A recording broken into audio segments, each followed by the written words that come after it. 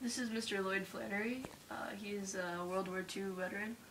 Mr. Flannery, in which branch of the military did you serve? Navy. Did you enlist or were you drafted?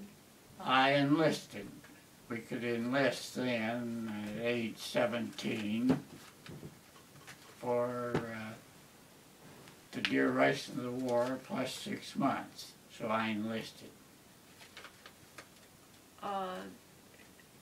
In which year did you enlist? That was October of 1943. So after Pearl Harbor? Yes. What were your reactions to Pearl Harbor? What was my reaction to Pearl Harbor? Let's see, I would have been 16 years old, December the 7th, 41. I think most young boys or young men then felt that as soon as I get old enough, I will enlist in the Army, Navy, Marines, one of them. I'm going to say 90% of us did anyway. Yes, sir. Where were you stationed? Where was I stationed? Well, I took my basic training at Great Lakes, Illinois. Then I was aboard a destroyer, that's a small ship, for a few months in the Atlantic and the Mediterranean. Then we transferred to LST and took some training and went into southern France, invasion of southern France in 1943. And that would have been in May and June of 44. Came back to North Africa and they formed a ship repair unit. We repaired ships that had been damaged until June of 45. Came back to the States and on a 30-day leave. In fact, I was on 30-day leave when the war ended in the Pacific with Japan. What were your daily duties? My daily duties, I was a ship's cook. We prepared the food and served it. During general quarters, that's in combat, everybody has a job to do. I was passing ammunition to a gunner. You get the ammunition ready for him. Did you see any action? I seen a little in southern France. You don't see hand-to-hand combat in the Navy. You drop shells way off. Can you describe the most memorable experience you had while you were... Probably the most exciting thing. Of course, we were glad the war was over, excited about that, but probably when I came back, we was at Pier 92 in New York. President of the United States, Harry S. Truman, come down and made a little speech and welcomed us back and said we'd done a good job and was glad the war was over in Europe, but probably prepared to go to the Pacific. That would have been in about the last of June 1945.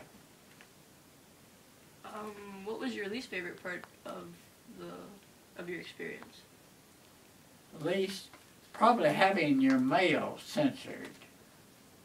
You couldn't write a letter without it being censored, read, and the folks at home said half of it was marked out. You couldn't say where you was, and another thing that kind of discouraged me is some of the treatment we got. I can remember in Norfolk, Virginia, seen signs, sailors and dogs, keep out. Of course, we may have brought it on ourselves by some of the unruly attitude we had after being at sea for 6 months, but it was a little irritating to see such things. I can imagine. When you returned home, how had life changed? How had life changed at home? Really, I didn't have any family responsibility when I went in. I just had siblings, of course, brothers and sisters. But I think the big change I seen after we came back home was the economy. Things had really changed. See, we had, in the 30s, there had been a severe depression. And after the war, the economy changed. Jobs were easy to come by. That's a change I've seen. What did you do once you returned home? What did I do? I loafed for a while, of course, but I realized I had to decide whether I was going to school or go to work. I did go to school a while, and I think the reason I didn't continue was some of the fellows that I loafed with pull out your pocketbook and have $100 bill or so in it, and I said, I'm going to go to work. So I did. And I was a forest ranger, probably one of the first things I did for a few years. And finally settled down I realized I needed to go with a company that had fringe benefits. I had an opportunity to work for Ashland Oil on a riverboat,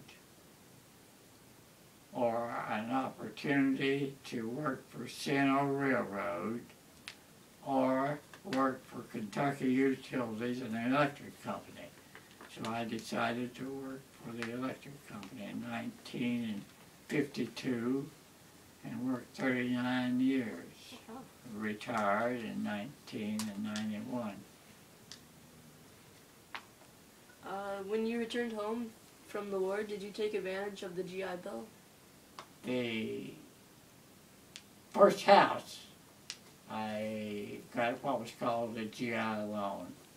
They don't, the government don't loan the money per se, they guarantee the loan, I think is the way it happened. It was a small house. Our first home, I got it under the GI Bill. Yes, I did use it. Thank you very much for your time, sir. That's all.